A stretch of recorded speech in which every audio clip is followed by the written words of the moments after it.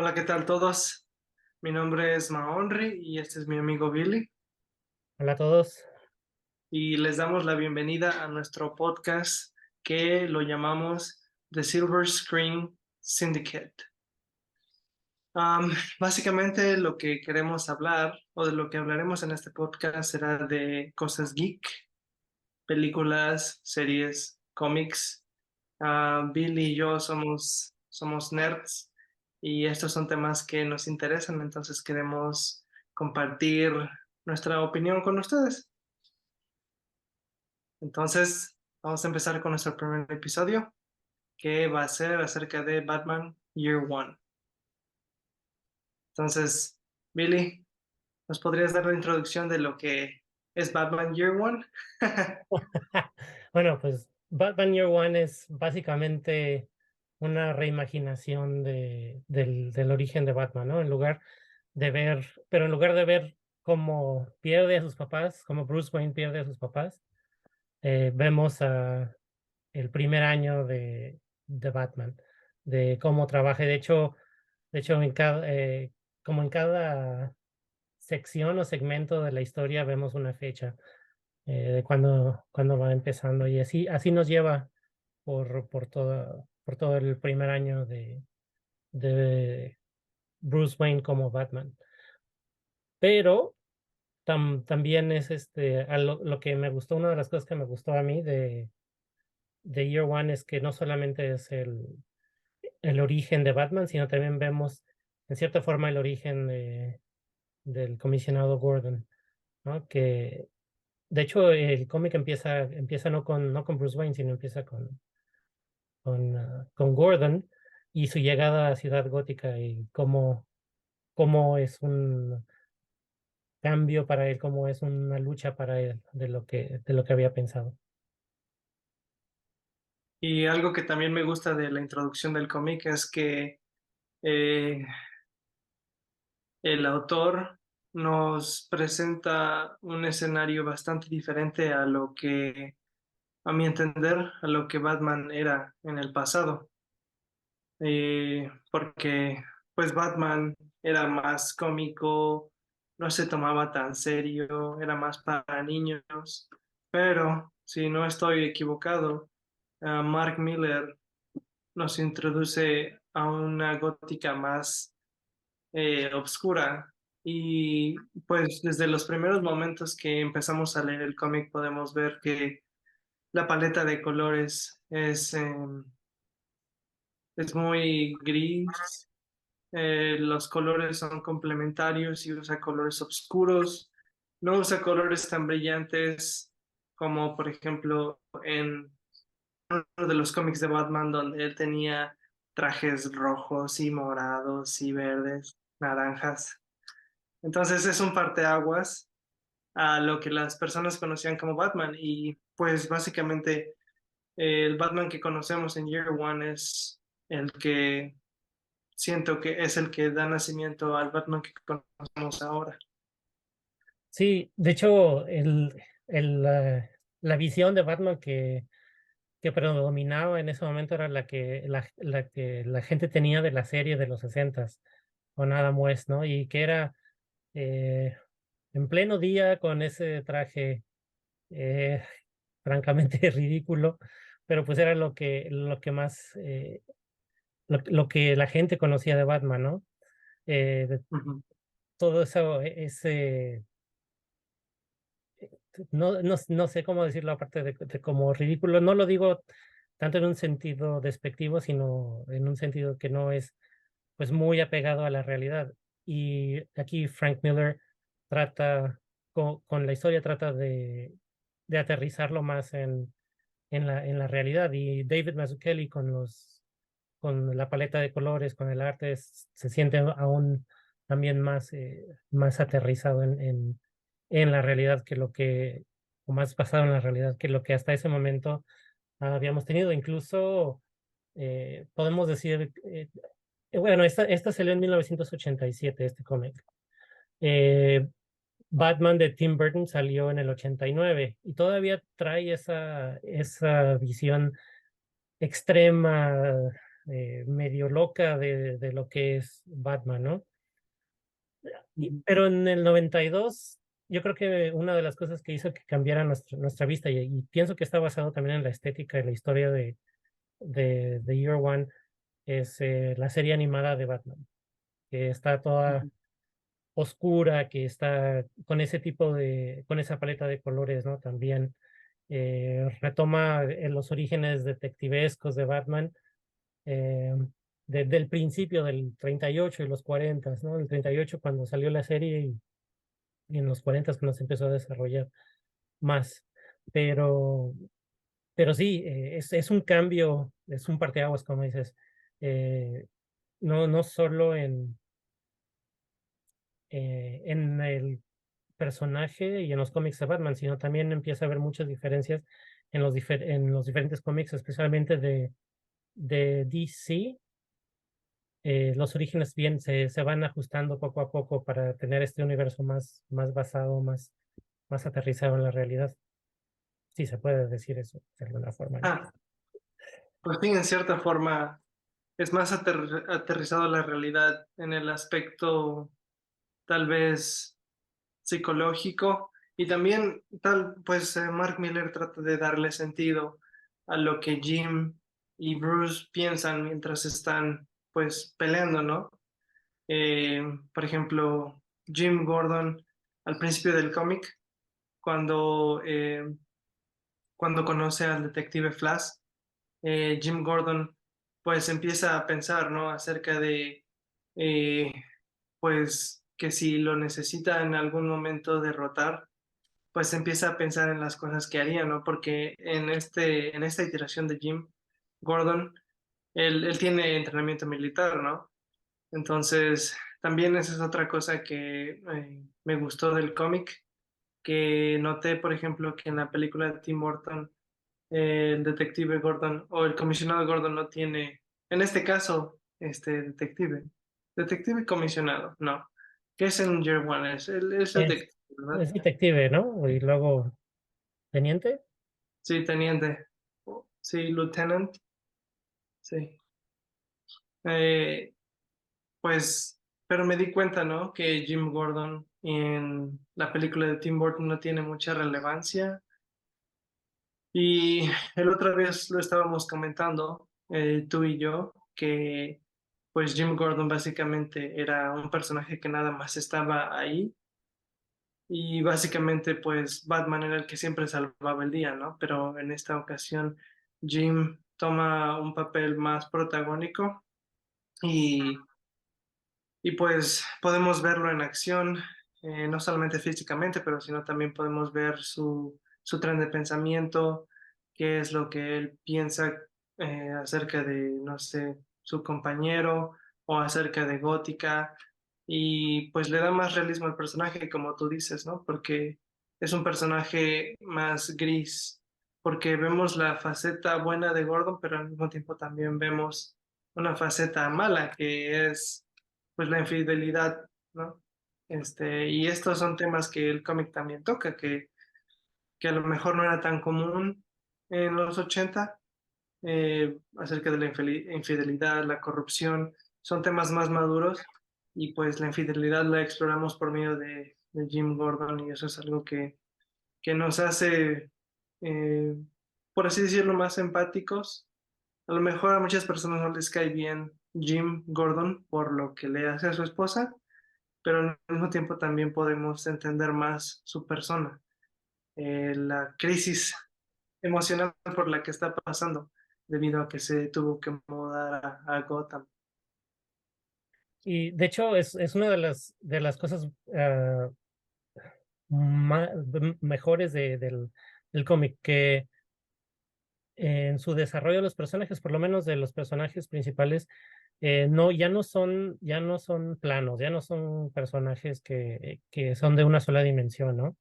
Son personajes que tienen sus rasgos buenos y sus rasgos malos, que tienen sus defectos y que también tienen virtudes. Y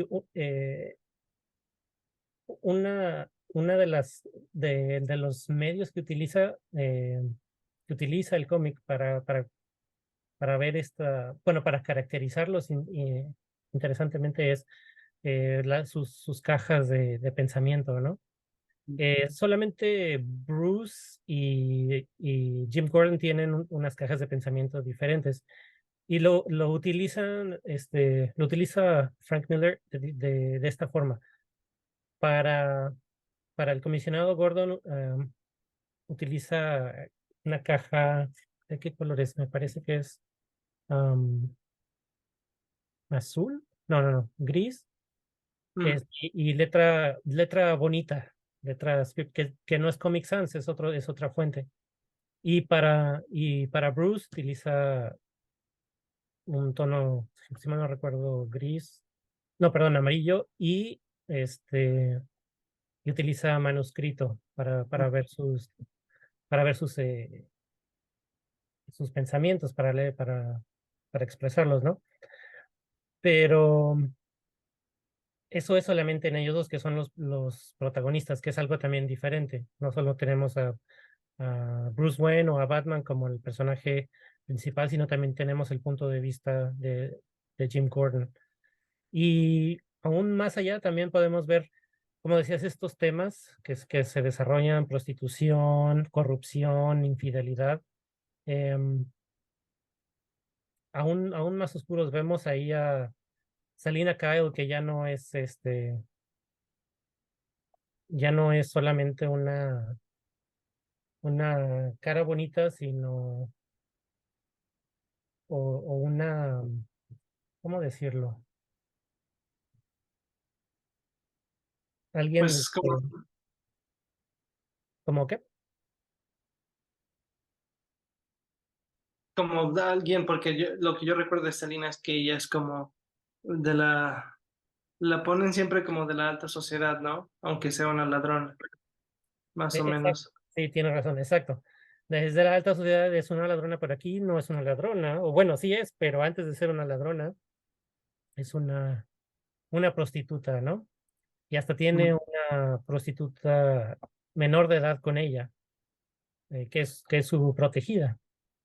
Entonces ya estamos viendo la entrada a la edad oscura del cómic, así después de la edad de bronce, que empiezan a ser un poco más oscuros también los temas, ya pasamos a temas más sórdidos en la edad oscura. Y aunque empieza un poco antes, se considera que empieza también con Frank Miller, con otro cómic de Frank Miller de Batman, que es The Dark Knight Returns. Aquí Mm. ya vemos un poco más esa temática retomada y llevada más adelante, ¿no? Sí, y pues básicamente esa temática es la que define a Batman por el resto o hasta este momento es lo que ha definido a Batman. Eh, Porque más adelante también en otros cómics que he leído de Batman, ya todo es más oscuro, las paletas son más limitadas, no hay tantos colores, hay muchas sombras que contrastan a los personajes, um, pues siempre hay temas acerca de muerte, de asesinatos, de infidelidades, ¿no? No tenemos ese final feliz que a lo mejor era un estándar en los cómics de antes. De hecho, el año pasado estaba leyendo una recopilación de algunas historias de Batman que salieron después de Year One. No recuerdo el autor, am, pero son parte de mm, The Dark Knight. No recuerdo exactamente de qué tiras son, pero es una recopilación de un mismo autor. Y las historias de Batman ya en ese, bueno, ese autor ya nos muestra a Batman un poco más oscuro, aunque sí hay algunas cosas risibles en esos cómics. Por ejemplo, en una historia vemos como unos maleantes asesinan a un niño. Este, voy a buscar el cómic, no recuerdo cómo se llama, lo tengo en mi casa, pero no recuerdo cómo se llama la recopilación. Pero, por ejemplo, sí vemos maleantes asesinando a niños, vemos a ladrones siendo, triturados por camiones de basura, este, cosas de ese estilo, ¿no? Que a lo mejor sí, cuando lo lees dices como, what the, no, dices que, ¿qué es esto, no? Esto lo leen o lo leían los niños porque sí es muy oscuro, especialmente la manera en la que te lo pintan.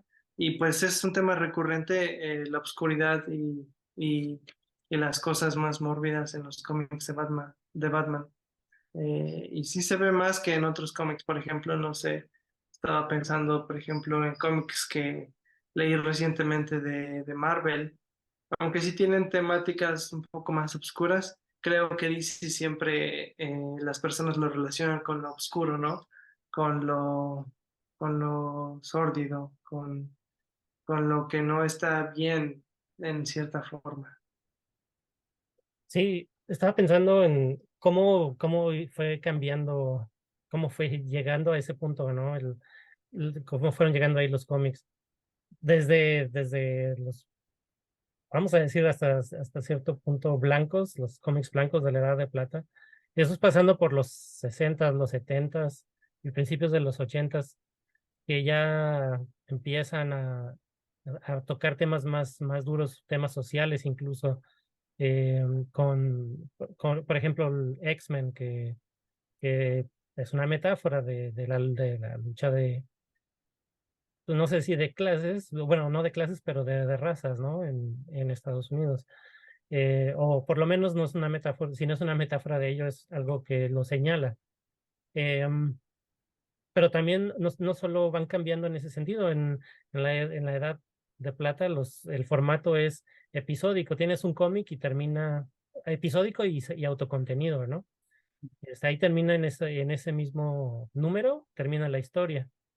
Pero ya a partir de los 70 empieza a ser más complejo, empieza a tener números más largos y Year One, bueno, no, perdón, no números más largos, sino son recopilaciones, ¿no?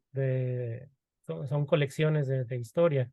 Ya no solamente el cómic número 10, sino es toda la historia que, por ejemplo, ahora es Batman Year One, que es la recopilación de varios números de Batman en esta historia. Y así también empieza a suceder en Marvel antes, fue como no 10 años, pero un poco menos de 10 años antes, la saga de Phoenix, de Ujú. los X-Men también, ¿no? The Dark Knight Returns, igual también de Frank Miller en DC, la Crisis en Tierras Infinitas, que por cierto es lo que abre la posibilidad de que veamos cómics como Year One desarrollarse. Y entonces eso nos ayuda a ver cómo va cambiando o cómo está este cambio de paradigma que es este Year One. Ya no es para niños. Los niños que lo veían, que lo leían cuando eran chicos, pues ahora ya crecieron y les interesa la historia de Batman, pero probablemente o seguramente les interesa algo más maduro, algo que se sienta o que los inspire más a ellos a leer, a leer, no historias eh, sosas. Sí.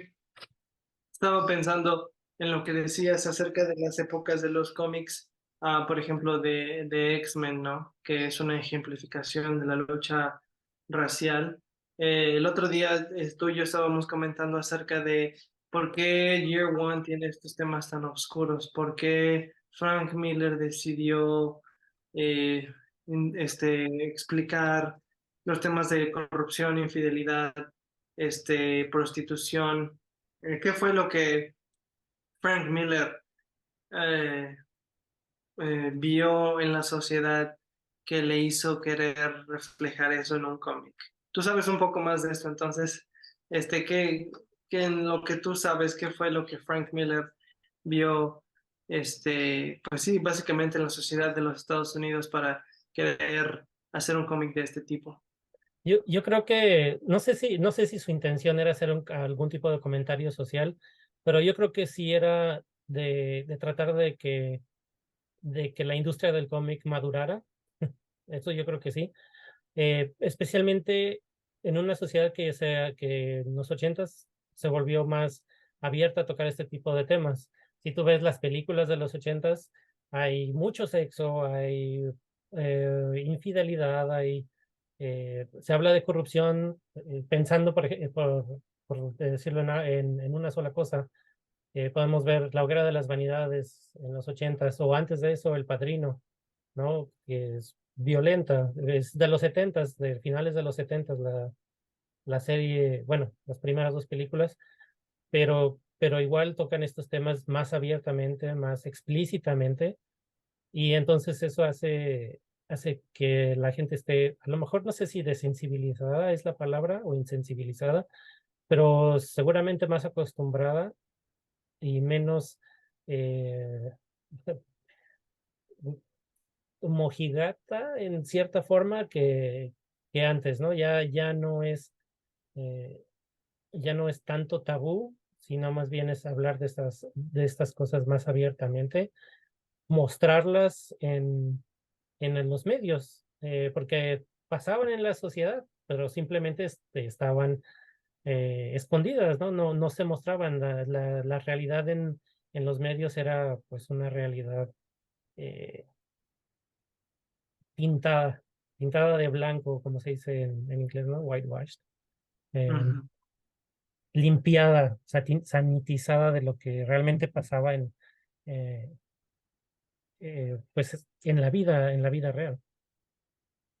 Sí, y por eso son tan importantes también los personajes del cómic, porque Frank Miller sabe que la vida real no tiene personajes completamente blancos o negros, sino que siempre va a haber personajes grises, como por ejemplo, pues ya hablamos de Gordon, ¿no? Él es un héroe, pero al mismo tiempo, pues no es una buena persona, que digamos, porque pues engaña a su esposa con la detective Essen. Y por ejemplo, pues la detective Essen, ¿no? Ella es una joven que básicamente es muy brillante y bella, pero pues eso no le quita que también tiene sus deseos carnales, ¿no? Y aún sabiendo que el detective Gordon está casado, pues aún así lo besa. Entonces tienen ese romance, esa aventura. Y por ejemplo, otras cosas que vemos, por ejemplo, de Bruce es que eh, em, bueno, Bruce siempre ha sido un poco más ambiguo en cuanto a su personalidad, yo siento. Tal vez en los cómics de antes, pues él era un poco más payaso, ¿no? Un poco más cómico, pero aquí sí como que es un poco más ambiguo porque está tratando de esconder su identidad, eh, pero al mismo tiempo, pues es un novato, no sabe eh, cómo patrullar las calles, por así decirlo, de una manera inteligente porque comete muchos errores y pues también a veces se pasa de brutal porque en la parte del edificio donde lo rodea el, el, el equipo SWAT o los policías que lo rodean, creo que le rompe unas costillas a un policía que lo avienta por la pared, ¿no? Entonces, Bruce también, pues, no es el héroe ideal que podríamos pensar, por ejemplo, en Marvel, por ejemplo, Spider-Man, ¿no? Spider-Man sabemos que siempre contiene sus golpes porque él es muy fuerte y si él quisiera, él podría destruir a todos sus enemigos, fácil, pero no lo hace porque no quiere lastimar a las personas. Pero en este caso, Batman también a veces no le importa la fuerza que usa y entonces en esa instancia se vuelve un antihéroe porque sí está tratando de hacer el bien, pero al mismo tiempo los métodos que usan son brutales y eso lo convierte en un personaje pues más creíble, ¿no? A lo mejor, por ejemplo, si tú o yo tuviéramos una vendetta contra un criminal, no pensaríamos, bueno, en mi caso yo no pensaría en contenerme, ¿no? A lo mejor sí, este, sería brutal, ¿no? Si, por ejemplo, esa persona lastima a mi familia o a alguien que yo quiero, y pues yo creo que eso es la naturaleza del hombre, ¿no? Tenemos nuestras pasiones, nuestros instintos y a veces no podemos contenerlos y es parte del ser humano, pero eso no quiere decir que sea algo completamente bueno. Sí, voy a regresar un poquito a lo que decías de sus errores, ¿no? Como al patrullar. Y esto también me recuerda, bueno, me hizo pensar en la influencia que Batman Year One tiene sobre la representación de Batman ahora, ¿no? Si vemos Batman Inicia, Batman Begins, vemos a Bruce también cometer errores que lo hacen, o incluso en The Batman, que se supone que no es el primer año, sino el segundo año. Y como tú dices, especialmente en The Batman, en Batman Inicia y se ve mucho más medido Batman, pero en The Batman eh, de Matt Reeves es muy brutal. Tú ves al principio la escena cuando esta banda de delincuentes quiere golpear a a esta persona de origen asiático, de raza asiática, eh, con Bruce, bueno, Batman se ensaña con el que lo agrede primero y más fuertemente, ¿no? Ujú. Y incluso también hacia el final de la película contra los achichincles de, del acertijo de The Riddler. También ahí está al punto de que Gordon y Selina lo tienen que sacar de su estupor. Pero, eh, pero ahí vemos este cambio de Batman que decís, y cómo ahora es diferente por esta influencia que empieza quizá con The Dark Knight Returns, pero definitivamente con Batman Year One. Sí. Y tocando el tema otra vez de la película, este, pues sí se nota, ¿no? La influencia del Comic Year One. Inclusive, bueno, pero hay algunas diferencias que también me gustaría que pudiéramos hablar un poquito acerca de. Por ejemplo, am, pues la película de Matt Reeves, Bruce y Batman básicamente son una misma persona. No, el personaje no intenta em, hacer un énfasis en cuanto cuando es Bruce Wayne o cuando es Batman. Y no digo que eso sea un error, simplemente creo que como tú dices es un Batman sin experiencia y a lo mejor no está pensando en las consecuencias de que me van a descubrir, no me importa, yo soy Batman.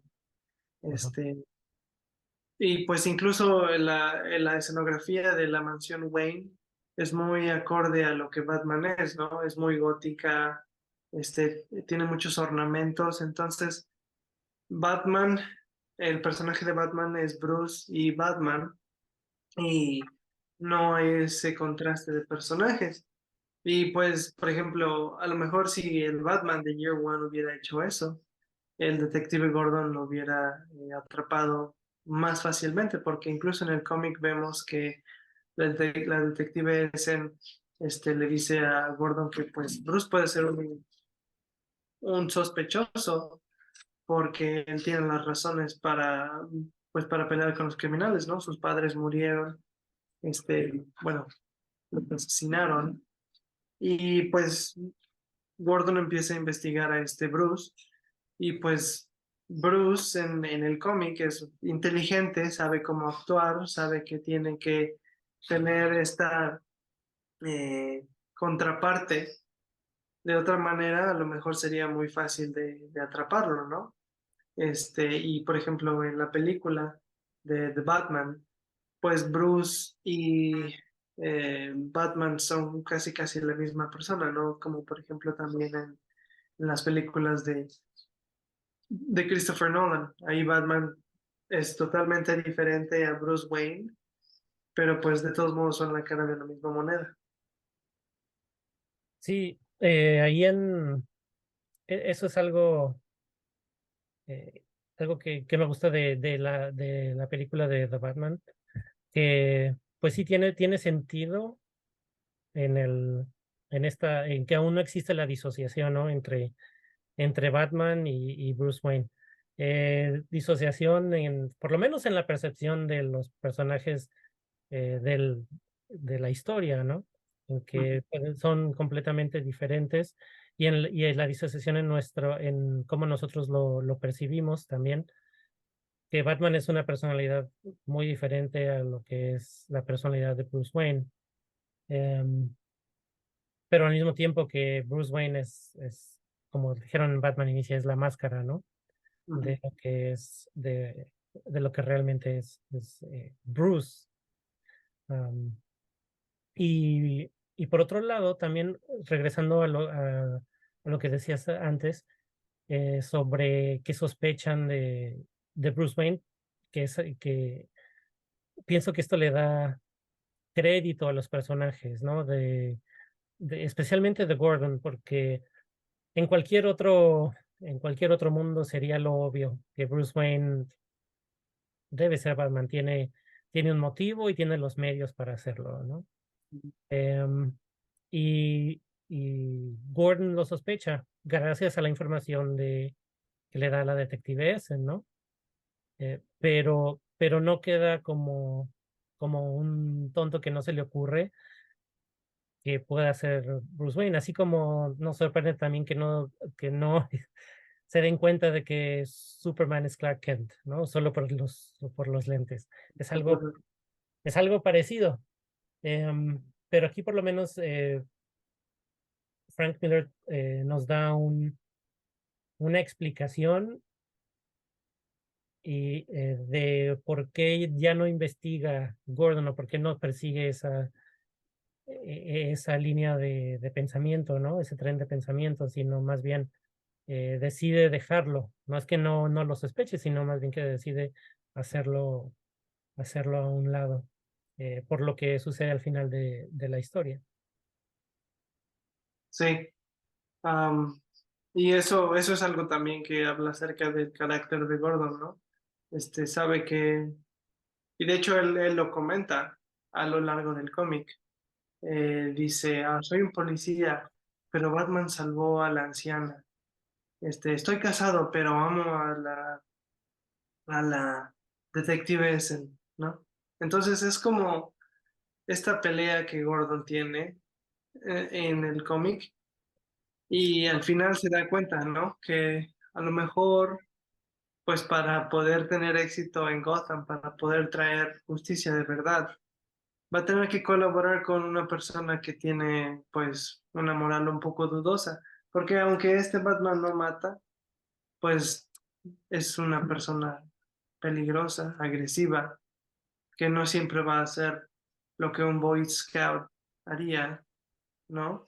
Pero pues Gordon, al final, como dices, pues se decide a dejarlo porque aparte de que le ayudó, pues ve que Batman ha sido el primero que ha tocado a las altas esferas de Gotham, ¿no? Porque tenemos al el comisionado Lowe, eh, pues teniendo una cena, ¿no? Con Falcone. Y pues me acuerdo que en esa parte del cómic, eh, el comisionado Lowe le comenta que la gente está feliz y que a lo mejor no deberían hacer nada con Batman porque eso les da seguridad y que eso es bueno para las elecciones y para los altos cargos. Pero entonces llega Batman y les dice que no están seguros. Y pues es eso. Gordon se da cuenta que Batman tiene ese poder de intimidar a las personas que serían intocables, a lo mejor de una manera legal, ¿no? Y también, pues, um, en Batman, en Dark Knight de Christopher Nolan, también vemos a Batman, ¿no? Como ir a atrapar a este sujeto que es de China, no me acuerdo cuál es su nombre, este, que es un mafioso y le dice a los mafiosos antes de que el Joker aparezca que él ya ha retirado los fondos y los ha puesto en un lugar seguro y que se escapó a China porque ahí los Estados Unidos no tienen jurisdicción y que los chinos nunca van a extraditar a uno de los suyos. Y entonces ahí es cuando el Joker le dice, ¿sabes quién no tiene jurisdicción? Batman no tiene. Entonces ahí es cuando Batman va a atraparlo. Y es lo mismo, ¿no? A lo mejor si Gordon hubiera tratado de perseguir a esta persona de una manera legal, quién sabe cuántos años hubiera tomado, si es que alguna vez lo hubiera atrapado. Entonces, pues Gordon se da cuenta que Batman es necesario para Gotham y lo deja. Y pues pensando precisamente en en cómo se siente Gordon, ¿no? Que conforme al resto de la sociedad, él deja que, bueno, hasta opera junto con Batman, porque siente o se da cuenta que es el único aliado que tiene realmente. En esa escena que hablas acerca de cómo la sociedad, la alta sociedad está hablando de Batman, te das cuenta de que, pues sí, realmente el único que está haciendo algo es, es Gordon y Batman, ¿no? Para cambiar la corrupción, para realmente pelear contra el crimen.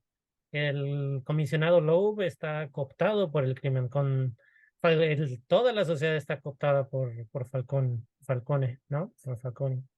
Y, y él es quien realmente rige Ciudad Gótica. Y pues así, ah, en el estado en el que está la ciudad, pues no van a poder hacer nada uno solo o el otro solo, van a tener que trabajar juntos. Al final, Gordon se da cuenta de que comparten esa meta, y que a pesar de todo lo que hace Batman, que está fuera de la ley, pues él va a hacer el trabajo sucio que necesita hacerse y que Gordon no va a poder hacer porque él tiene que estar del lado de la ley siempre, ¿no? Sí. Y eso me hizo pensar también, por ejemplo, en que Batman se da cuenta más adelante que como él está haciendo el trabajo sucio, a veces va a tener que también ser aliado de personajes también que no hacen las cosas del todo correcto, ¿no? Como Catwoman, este, pues más adelante en otros cómics, por ejemplo, en Long Halloween, vemos que Batman es aliado de Catwoman, pero al mismo tiempo pues esta Catwoman está como de un lado y luego de otro lado, pero pues Batman sabe que pues a lo mejor va a ser traicionado por ella, pero también sabe que puede utilizarla para sus propósitos. Y de la misma manera tenemos a Harvey Dent, ¿no? Este, bueno, de hecho quiero después hablar del cómic de Long Halloween en otro podcast, pero por ejemplo, en The Long Halloween, pues es la inspiración que Christopher Nolan usó, ¿no? Para la película de The Dark Knight. Y pues vemos como este Harvey Dent es el caballero blanco de Gotham, ¿no? Y él es el estandarte, él es el que tiene que ser el símbolo de justicia. Y es por eso que al final de la película Bruce se sacrifica, eh, no en el sentido literal, sino no sacrifica su cuerpo, ¿no? Pero se sacrifica, es el chivo expiatorio porque no quieren que las personas sepan que este Harvey Dent mató a los policías al final de la película, ¿no? Quieren que este Harvey Dent sea recordado como un héroe y pues es parte del trabajo de Batman, ¿no? Tomar todo el trabajo sucio, tomar la culpa, incluso ser odiado por las personas, pero pues básicamente ser en cierta forma un salvador, ¿no? Como sufrir en silencio, ¿no? Ir al matadero en silencio. Sí, y este tipo de decisiones que no son del todo, vamos a decirlo, éticas, em, o que no son del todo honestas, pues son reacciones que quizá los personajes, pues bueno, que los personajes consideran necesarias, ¿no? Eh, para un bien mayor. En este caso de The Dark Knight, de Chris Nolan, de Christopher Nolan, eh, lo, él lo expresa, ¿no? Que precisamente necesita haber alguien que sea la esperanza, ¿no? pues no la esperanza para una vida mejor, sino en este caso la esperanza para tener un imperio de la ley, para tener una ciudad que sea gobernada por leyes y no por intereses de todos los que hay.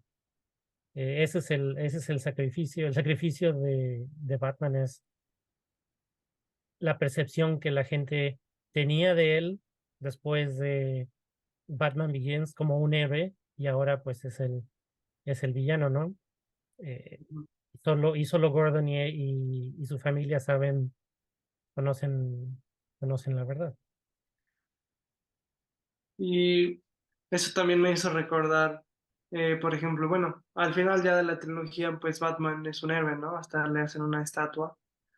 Pero, por ejemplo, en la película de Matt Reeves, al final, cuando la ciudad se está inundando, pues Batman, pues también le ofrece la mano a una persona, ¿no? Random. Ujú. Y pues ahí también podemos entender que las personas ya lo están viendo también como ese símbolo de esperanza, ¿no? Entonces, no sé qué vaya a pasar en las secuelas si Matt Reeves quiera hacer algo similar como lo que hizo Christopher Nolan, que la gente cambie de opinión acerca de Batman.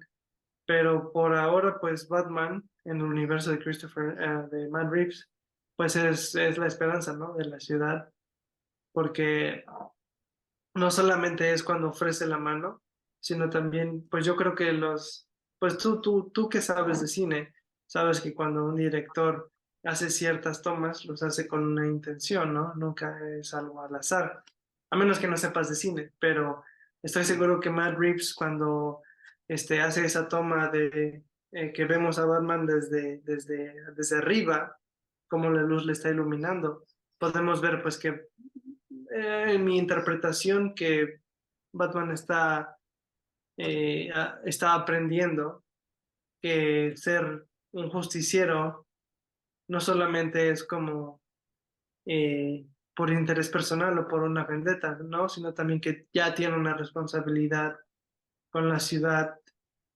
y pues que él se está convirtiendo en un símbolo de esperanza para las personas de Gotham. Sí, no, de hecho, es precisamente la intención de Matt Reeves. Durante toda la película le han, especialmente Selina Kyle le dice vengeance, ¿no? Le dice venganza. No le dice de otra forma, toma su nombre como si fuera venganza, porque él mismo dice, I am vengeance, soy la venganza, ¿no? Desde el primer, desde esa escena al principio, cuando golpea a a esta banda de maleantes. Dice, ¿quién eres tú? Yo soy la venganza. Pero para ese punto, cuando le da la mano a esta víctima del terrorismo, del, del acertijo de The Riddler, em, ya entendió precisamente por los motivos de Riddler, del acertijo, que la venganza no es suficiente para hacer el cambio que él quiere ver en Gótica, ¿no? En Gotham. Em, y sí, pasamos de estar en la noche, prácticamente toda la película sucede en la noche, ¿no? Lo pasamos y vemos ahora ya un amanecer, lo vemos en la luz y es un amanecer muy largo porque dura desde que están rescatando a las personas que lo están sacando los helicópteros y todo, hasta que se va, hasta que se va Selina de Gotham City, ¿no? A lo mejor no es que dure el amanecer tanto, pero pues es la luz que nos sugiere eh, Matt Reeves. Ya no es la oscuridad, tampoco está la luz del día completo, el sol en todo su esplendor, pero sí vemos que hay una luz al final de la película, al final del túnel, al final de esta historia, y es esa esperanza. Por más cliché que pueda ser, por más trillado que podamos verlo, pues ese es la consecuencia del crecimiento del personaje de Bruce Wayne. Sí, de hecho eso me recordó. la luz de la esperanza, al final del cómic, ¿no? De Year One, Mm. este, ah, casi todas las viñetas en el cómic son oscuras, hay mucho contraste de sombras, pero al final, aunque Gordon no logra poner al comisionado Lowe ni a Flash en la cárcel, pues tiene esperanza, ¿no? De que todo va a mejorar, porque pues ve a Batman como un aliado y ve que pues él puede traer un cambio de verdad, ¿no? Pero bueno, yo quería regresar también un poquito a los motivos de Batman los cuales se da cuenta, ¿no? De que él es más que venganza, sino que también es un símbolo. Y es porque, en mi opinión, en el momento en el que él tiene una conversación con el Acertijo, con The Riddler, él se da cuenta que no es muy diferente a él, ¿no? Este, sí, los dos crecieron en circunstancias diferentes, pero vienen de un pasado oscuro, ¿no?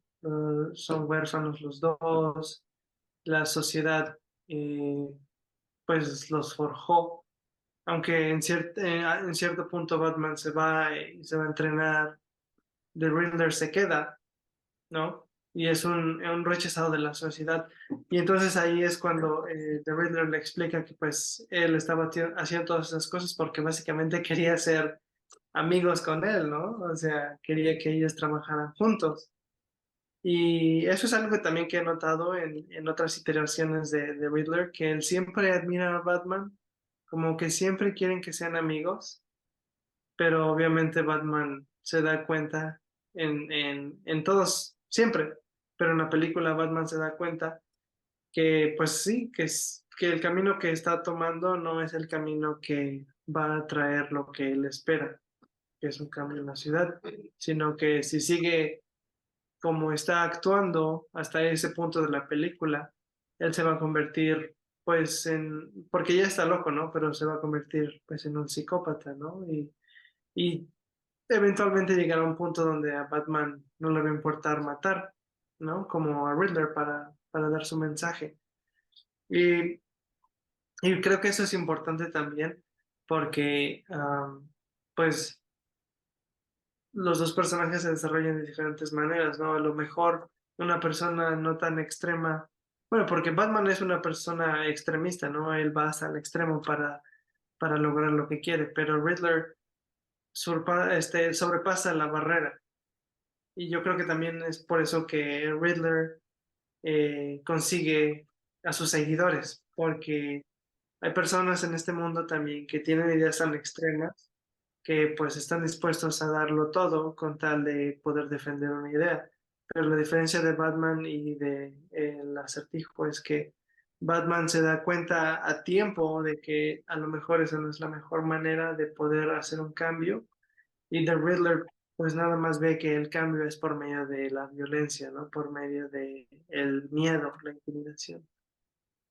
Sí, es curioso porque se establece este paralelismo entre los dos, entre The Riddler y Batman pues casi desde el principio.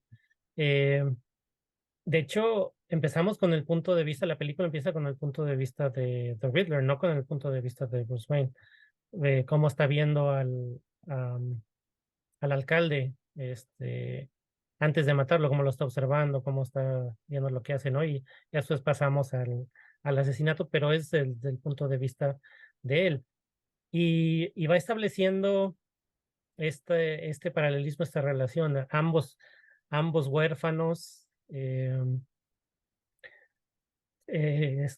Riddler se da cuenta de la patología de Batman, ¿no? La patología mental de Batman, y se da cuenta de que son, no quiero decir almas gemelas, pero sí que tienen muchas similitudes. Y, y Bruce no se da cuenta hasta ya más adelante. Ya es cuando él se da cuenta de estas similitudes, que entonces cambia ese enfoque, ¿no? De solo ser venganza, porque igual The Riddler, él estaba buscando venganza, ¿no? Em, y también es curioso porque eh, es otro, es un paralelismo diferente, pero al mismo tiempo es la forma que viene, el formato que viene en Year One, ¿no? El paralelismo entre Gordon y Bruce como detectives. Por aquí tenemos el paralelismo entre The Riddler y Batman como víctimas y personas que se desquitan de alguna forma, que quieren ejercer justicia o venganza de acuerdo a las cosas que le han hecho y cosas que les hicieron a ellos y cosas que realmente pues sí son válidas, ¿no? O sea, que no es cualquier cosa. A Bruce le matan a sus papás y a The Riddler pues destruyen su vida en el orfanato, destruyen lo que iba a ser algo bueno para él y los demás huérfanos ahí, ¿no? O sea, sí es un reclamo fundamentado, ¿no? Es un reclamo imaginado. Sí, sí. De hecho, pues hasta me atrevería a decir que The Riddler en esta película actúa como, en cierta forma, como el Joker, ¿no? Porque es esa otra parte, otra cara de la moneda.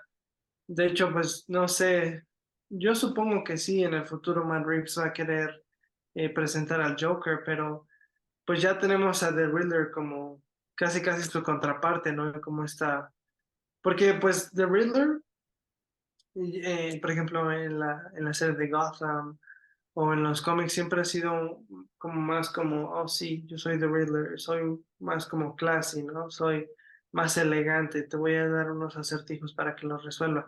Bueno, en algunas iteraciones también ha sido un poco loco, ¿no? Como por ejemplo la iteración de Jim Carrey. Pero The Riddler para mí, en la manera de ver, siempre ha sido un personaje que es un poco más, sabe cómo mantener la línea, ¿no?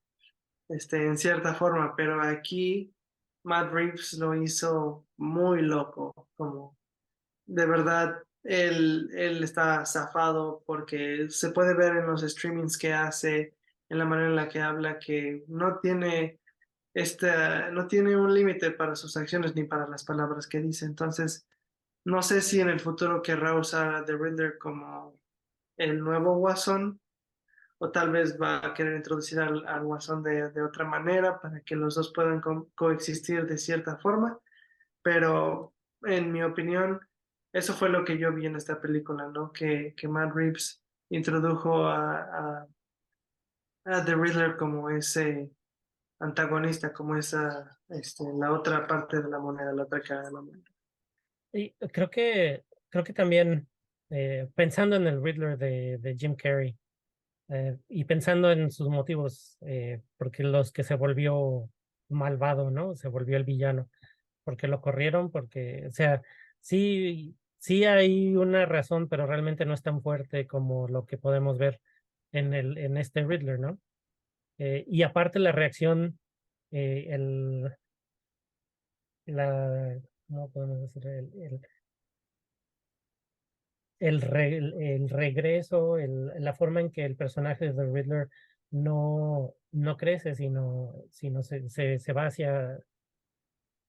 no, pues, se corrompe, se va hacia otro lado que no es, hacia una persona con psicosis, con una enfermedad mental. También es muy natural la forma en que reacciona, en que lo presenta Paul Dano. Es como, por lo menos como en lo que la gente tiene la percepción de lo que es un asesino serial, ¿no? Una persona, un psicópata. Em, y entonces eso lo vuelve pues aún más aterrizado en la realidad. En cambio, Jim Carrey, pues el villano de Jim Carrey es un payaso, como decías, ¿no?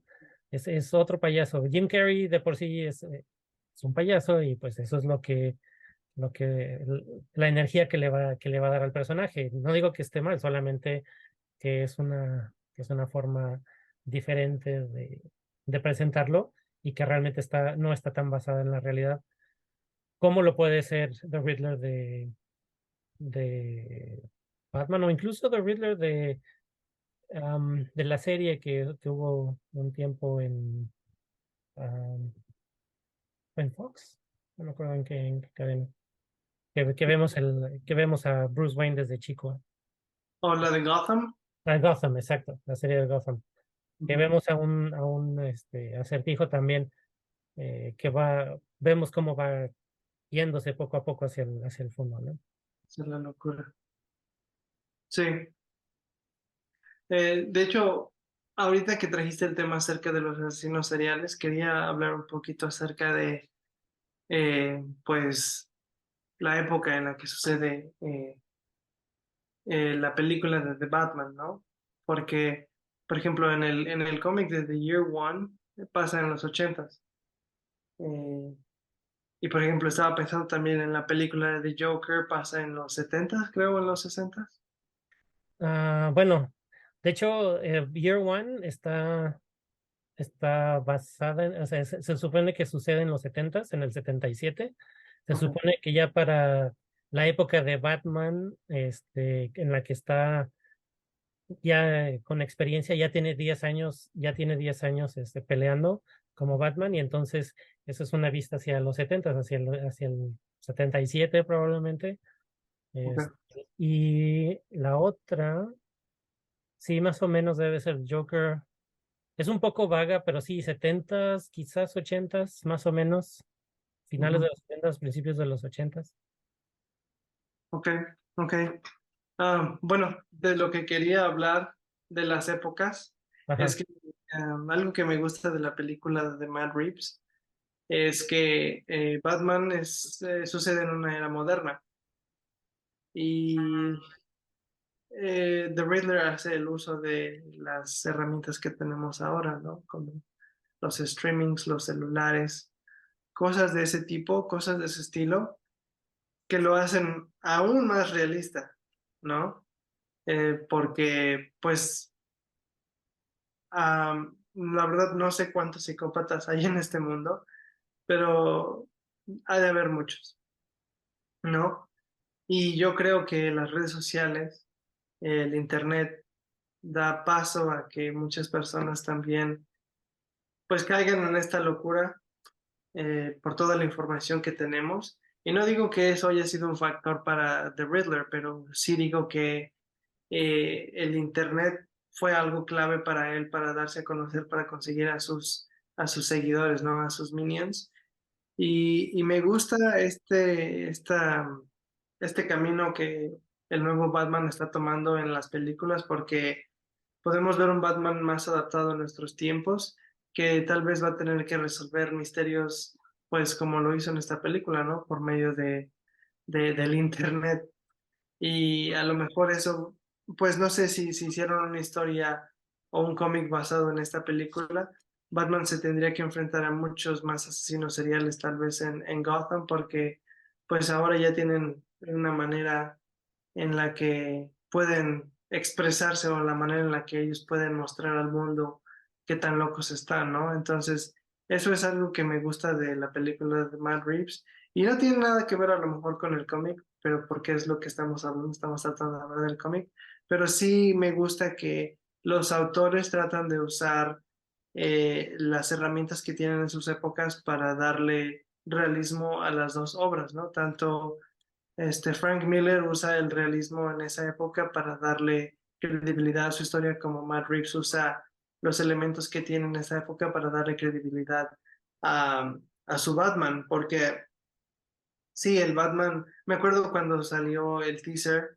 o cuando vimos las primeras fotos de cómo se iba a ver Robert Pattinson como Batman, a las personas no les gustó, pero lo que Matt Reeves estaba tratando de hacer es que Batman se viera real en el sentido de que es un Batman sin experiencia, es un Batman que apenas va empezando, entonces van tomando esos detalles, esas herramientas que cada autor tiene en su época para darle ese realismo, que es algo que siempre me ha gustado a mí, ¿no? Que puedas relacionarte con lo que estás leyendo y que sientas que sí puede pasar en tu época. ¿No? Y lo vemos que pasa con tanto radicalización que sucede en redes sociales. eh, sí, sí sucede, o sea, eh, ¿y por qué sucede? Porque vemos cómo en las redes sociales cambian o van eliminando los matices del punto de vista de los demás, cómo cómo se va radicalizando la gente, ¿no? Es algo que es muy posible. El stream de Riddler es algo que no dudaría que a lo mejor, tal vez no en internet en sí, pero a lo mejor en la dark web podemos encontrar, ¿no? Eh, y así también esta radicalización que vemos con los que lo siguen, con sus seguidores, literalmente sus followers, sus seguidores en las redes sociales, también son sus seguidores en la vida real dentro de la película, ¿no? Y, y cómo sucede por las cámaras de eco en las que a veces nos metemos para validar nuestro punto de vista. Y eso que es lo que sucede ahí, ¿no? Ellos encontraron a alguien que validara su manera de ver la vida, como al que casi mata Batman, que es el mismo tipo que ve en el funeral de del alcalde, ¿no? El alcalde, la media historia más o menos. Sí, Y Frank, y como decías, cómo utilizan las herramientas. En este caso, Matt Reeves utiliza este uso de las redes sociales de una manera inteligente, no como típicamente lo utilizan las películas, nada más como algo que sucede para meterlo para llamar la atención a la película, sino realmente como una herramienta para contar la historia. Y Frank Miller lo que utiliza es las temáticas relevantes de su época, ¿no? claro. Y muchas veces usar lo que sucede en nuestra sociedad es lo que te crea ese sentimiento eh, de miedo, porque Mm. sabes que eso es algo que posiblemente pasaría si viviéramos, no sé, en ciertas condiciones. Entonces, eso es algo que admiro mucho de las historias de Batman. Otra cosa de la que quería hablar contigo era acerca em, bueno, de la película animada de The Year One. Ajá. Este, ¿La has visto? ¿Qué opinas de la película animada? Sí, sí vi la película animada de Year One. Me pareció el cómic con voces, prácticamente. Casi cuadro por cuadro ves la película, ves el cómic en la película. Eso es lo que a mí me pareció sobre lo que es, sobre qué tan bueno es.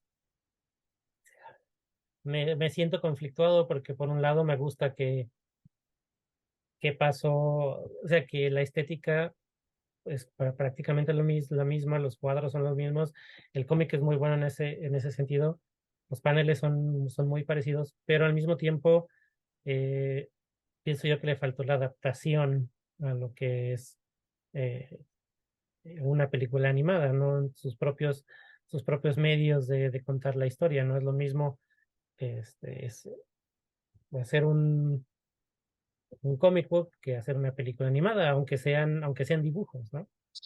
Claro, claro. Sí, yo también cuando la vi, y bueno, esto es para las personas que tal vez no han leído el cómic, pero han visto la película, o tal vez que no han consumido ninguno de los dos.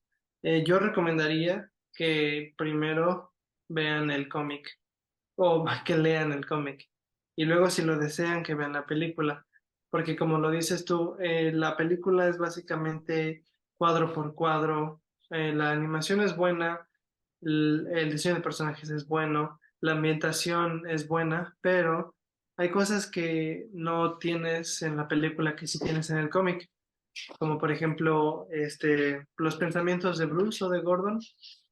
Ah, Eh, yo creo que son una parte esencial del cómic porque, o de la historia en general, porque nos adentra más en la mente de los personajes protagónicos y nos ayuda a empatizar más con ellos, o nos ayuda a entender más sus motivos.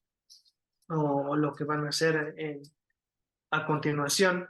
Pero, por ejemplo, en la película hay momentos donde no vemos o no podemos escuchar los pensamientos de los protagonistas, ya sea porque, no sé, va a romper con esa continuidad o con con el ritmo de la película. Por ejemplo, cuando Batman está peleando contra los ladrones en la azotea, Batman está pensando, ¿no? No puedo soltar a este tipo porque si lo hago se va a caer. Este otro tipo sabe cómo patear. Este otro tipo, estoy un poco preocupado por cierta cosa que está haciendo. Mientras que en la película, Batman no escuchamos ninguno de sus pensamientos, solamente es como la acción y ya.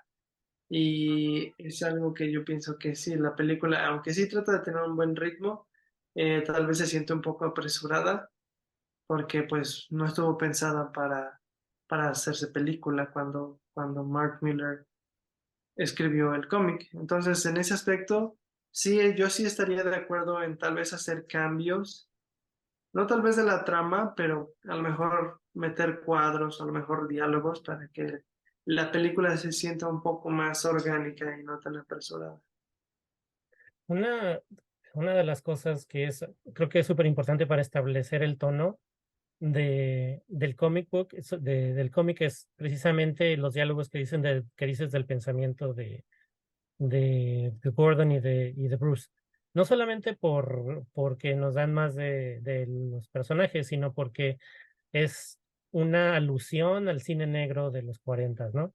Es una manera en la que nos está, sin una voz, nos está dando una voz para escuchar de ese tipo de películas. Am, sí, el cine de detectives de los 40 en el que el detective está contando su historia y está hablando de las cosas que pasan y eso establece el género, establece am, un tono que nos, cuando estaba leyendo Year One, estaba pensando en la voz de un detective, ¿no? Es cuando leía las cajas de pensamiento de Bruce y de Gordon. Por un lado, ese es una oportunidad desperdiciada. Por otro lado, pues el movimiento, o sea, el hecho de que puedas tener movimiento en tu historia, en la película animada, y que tú puedes controlar el movimiento como tú quieras, también hace que el que pase de cuadro por cuadro, de que pase de cuadro a cuadro a la película, pues se sienta mm, eh, estático, no sé, que se sienta no dinámico, ¿no? Se sienta como que mm, más que, no sé si alguna vez viste las primeras caricaturas de Marvel en la que se movían los personajes nada más así, o sea, todo se quedaba igual, pero nada más había como un elemento que se movía, Mm. todo. No a ese grado, ¿no? Pero sí se siente ese tipo, se siente lento, se siente como que le falta algo a a la película animada de Year One. Y es eso, ¿no? Pienso. Sí, se siente burdo, se Ajá. siente que no, que aunque el ritmo es rápido, que a lo mejor la evolución de la historia no es tan orgánica Ujú. como el cómic lo es. Exacto, exacto, porque no es el medio. Eh, Claro, claro. Bueno, pues ya para terminar, nada más quisiera, pues, bueno, yo quiero compartir lo que, lo que yo creo que es eh, lo que yo aprendí más del cómic y pues, si quieres tú puedes también compartir, pues, ¿no? Lo que te llevaste del cómic, ¿no? Lo que te llevas contigo, lo que sientes que puedes aplicar a tu vida. Pero personalmente, yo creo que lo más importante que he aprendido del cómic ha sido que muchas veces am, las cosas no van a salir como tú lo deseas. porque eso es algo que le pasa a Bruce, es algo que le pasa a Gordon, pero me gusta que Gordon al final del cómic, a pesar de que no pudo arrestar a nadie de los importantes, sí se queda y que engañó a su esposa, se queda con un sentimiento de esperanza, ¿no? De que hay una persona que le va a ayudar. Y pues yo creo que eso es algo importante también, ¿no? Como a lo mejor suena un poco cursi, pero pues creo que es algo importante a tomar en cuenta, ¿no? Que aunque hagamos un esfuerzo tremendo para conseguir algo, tal vez no vamos a conseguirlo, pero es importante que siempre podamos tener en cuenta que pues no todo está perdido, ¿no? Que lo importante es que podamos seguir tratando y que siempre va a haber personas que van a estar dispuestas a apoyarnos. A lo mejor esto pues se sale un poco del tema de la oscuridad que el cómic nos enseña, pero me gusta esa lección que nos deja al final del cómic. Quizá la lección que yo pudiera sacar de ahí, y es algo en lo que no había pensado, pero quizá es el hecho de darle oportunidad a la gente, eh, como Gordon lo hace, ¿no?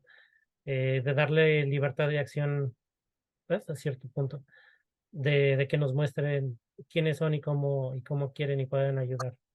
Am, Eso es lo que posiblemente me lleve yo como lección de vida. Am,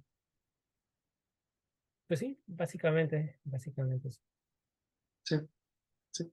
Aunque tal vez a veces las personas nos traicionan, pero pues creo que es algo bueno, ¿no? Este, darle esa oportunidad a otras personas. No sé si hay algo más que quieras comentar antes de que terminemos este primer episodio. No, pues nada más, solamente que Batman Year One es un cómic importante por muchas razones, en tanto en como en la historia de los cómics, como en la historia de Batman, como en la historia de DC, ¿no? Marca un parteaguas, como dijiste, entre lo que era DC antes y DC después de Year One.